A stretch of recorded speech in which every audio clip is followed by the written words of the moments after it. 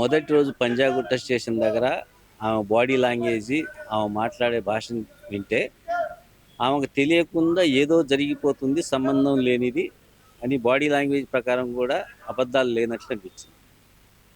ఆ ముందు రోజు వీళ్ళ ఒక మిత్ర బృందం, కార్తీక్ అనే music director, Udugula film director producer, Tirumalesh, ఇంకో అతను హిమాకాంత్ రెడ్డి, ఇంకా వీళ్ళంతా కలిసి ఏంటి జరుగుతుంది, వీళ్ళది కాస్త ఫైనాన్స్తో ముడిపడి ఉన్నారు కాబట్టి, వీళ్ళంతా ఫ్రెండ్స్ కాబట్టి, వీళ్ళంతా ఫైనాన్స్తో కనెక్టెడ్ ఉన్నారు, వీళ్ళంతా ఫ్రెండ్స్ కాబట్టి ఆ సినిమాలో ఫైనాన్స్ పెట్టి కూడా ఉండొచ్చు.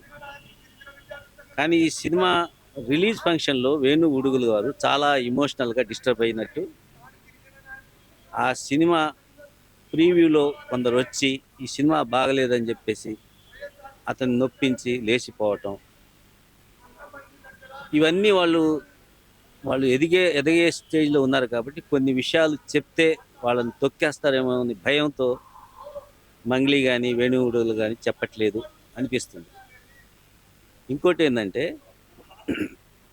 ఈ సినిమాలో ఎస్సీ ఎస్టీ బీసీ వర్గాలు, అణగారిన వర్గాల వాళ్ళు ఎక్కువగా ఇన్వాల్వ్ అయి ఉన్నారు. ఏది రాజు వెడ్స్ రాంబాయ్ అనే సినిమాలో.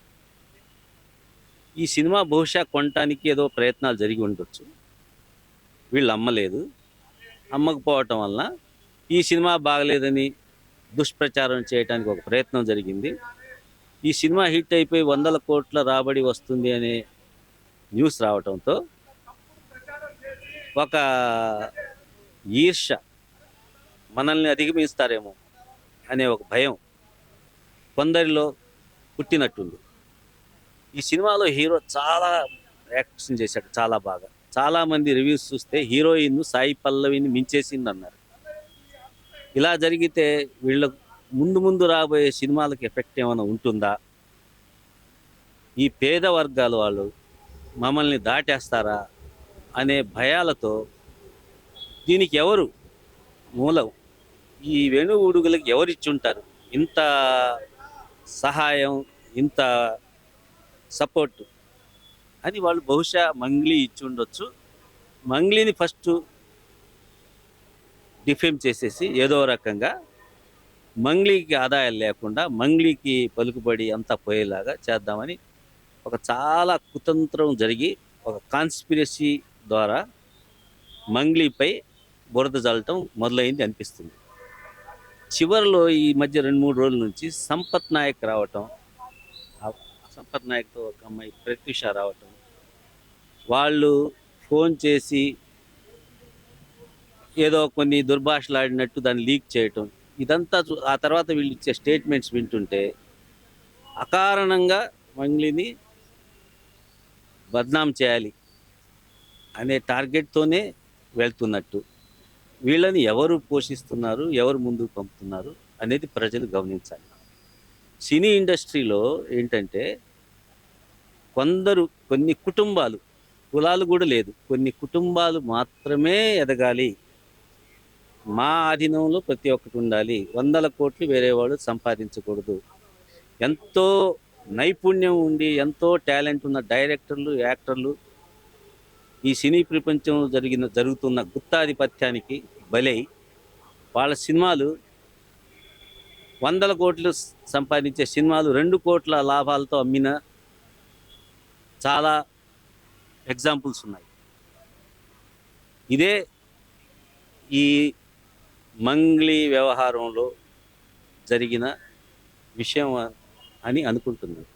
బాధితులకు న్యాయం చేయాలి, వాళ్ళని ఆదుకోవాలి అనే విషయాన్ని మర్చిపోయారు కొంతమంది నాయకులు. మర్చిపోయి ఏం చేస్తున్నారు, ఈ కేసుని డైవర్ట్ చేసే ప్రయత్నంలో ఉన్నారు. అంతా డైవర్ట్ పాలిటిక్స్ నడుస్తున్నది. అంత ఫోకస్ అంతా మంగ్లీ మీదే పెడుతున్నారు. ఈ మంగ్లీ మీదే పెట్టడం వల్ల జరిగే ప్రమాదం ఏంటంటే అసలు నిందితులు తప్పించుకునే ప్రమాదం ఉన్నది. అసలు నిందితులు ఎవరు? హిమాకాంత్ రెడ్డి, రామావతు మధు, ఇంకొక 2-3, బండి శివకుమార్ అనే వ్యక్తి. ఇప్పుడు బండి శివకుమార్ ఈ డైవర్ట్ పాలిటిక్స్ ఎట్లా నడుస్తుందంటే ఇప్పుడు మంగ్లీ అనే వ్యక్తి సెలబ్రిటీ. ఆ సెలబ్రిటీ అంటే అందరూ తెలిసిన వ్యక్తి.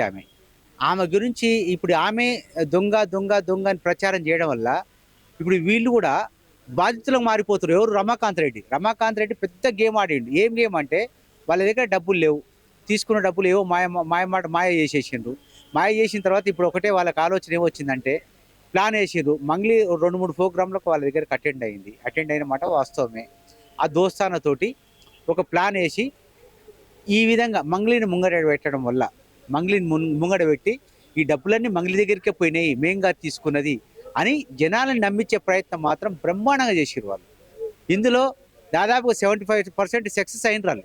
ఎందుకంటే మా దగ్గర బాధితులు కూడా మంగ్లీ తీసుకుందన్న భ్రమలో ఉన్నారు. ఈ విషయాలన్నీ పోలీస్ డిపార్ట్మెంట్ క్షుణ్ణంగా పరిశోధించి బయట పెట్టాలి. ఇంకోటి, అమాయకులను ఆదుకోవాలి. ఈ రెండవది, ఇందులో ఇన్వాల్వ్ లేని మంగ్లీకి కూడా న్యాయం జరగాలి. ఈ లేని విషయంకి ఎందుకు అట్లా చేస్తారు? పాపం అమ్మకు చిన్న స్థాయిలో నుంచి కొంచెం ఎదే స్థాయిలో వచ్చింది. ఒక మన లంబాడి జాతికి సిల్మతీయ దానికి వచ్చింది. కొంచెం మంచి పేరు తెచ్చింది ఆమె. అందుకోసం ఆమెకి కొంచెం కుట్ర చేసి కొంచెం ఆమెకి బ్లేమ్ చేసిర్రు. ఎందుకు? పాపం వాళ్ళ కష్టం ఎందుకో మాకు తెలుసు. ఆమె ఎంతగానో కష్టం చేస్తుందో చిన్నప్పటి నుంచి మేము చూస్తున్నాం. పాపం ప్రతూష ఎందుకు ఆమె అట్లది? అవసరమా? ఆ? ఈ లంబాడి గిరిజనులకి అందరికి తిట్టడం అవసరమా? ఆ? ఆమె సక్కమా? ఉం? ఆమె గురించి మాకు అన్నీ తెలుసు. ఆమె ఎందుకు ఎంతమందికి ముంచి తిన్నదో, ఎంతమందికి చేసి ఎన్ని తిన్నదో మాకు అందరికీ తెలుసు. ఎందుకంటే పాపం ఎందుకు చెప్పాలి ఆడపిల్ల గురించి అని మేము ఒప్పుకుంటే, ఆమె ఎంతగానో మాట్లాడుతుంది. అందరికీ తిట్టాలని ఎంత అవసరం ఆమెకు? అవసరం ఏముంది? ఆ? ఆమె కూడా ఒక లేడీసే కదా. అట్లాంటి తిట్టడానికి అవసరం ఎందుకు? ఆమె పతివ్రత ఉంటే వేరే దానికి చెప్పాలి. ఆమె గురించి అందరికీ తెలుసు. ఆమె మళ్ళీ ఎందుకు చెప్తుంది ఆమె అట్లాంటి? ఆ? ఆమెకు తెలిసి ఎంత బాధపడిందో ఆమెకు తెలిసి కూడా అంట. నిన్న మొన్న ఒక అమ్మాయి చనిపోయింది. పాపం ఆమె గురించి ఒక న్యాయం చేయాలంటే ఆమె అక్కడ రావాలే కదా. ఉం? న్యాయం చేయదామా? ఎందుకంటే న్యాయం చేయాలంటే అందరికీ చేయాలి కదా. అందరి దగ్గర రావాలి, అందరికీ న్యాయం చేయాలి. కానీ లేని విషయంకి బద్నాం చేసి పాపం అమ్మకు లేని విషయంలో ఇవి తిట్టడం కొట్టడం అవసరమా?